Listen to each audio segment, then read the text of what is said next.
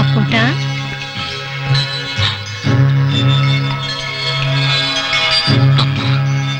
ആ കല്യാണം മുടങ്ങിയല്ലേ? അത് അവളൊന്ന് കരഞ്ഞു കാണിച്ചപ്പോ നിന്റെ ഉള്ളലിഞ്ഞു. ഇങ്ങനെയായാലും എങ്ങനെയാടാ നീ ഒരു പെണ്ണ് കെട്ടുക? ആഗ്രഹമില്ലാഞ്ഞിട്ടല്ലമ്മേ. വിഷമിക്കണ്ട, ഭാര്യ കോരി കൊടുക്കാനുള്ള ഒരു മനസ്സുണ്ടല്ലോ. ഒരു മഹാലക്ഷ്മി ഈ വീട്ടിലേക്ക് കയറി വരും. അത് കണ്ടാലേ ഈ അമ്മയ്ക്ക് ആത്മശാന്തി കിട്ടും.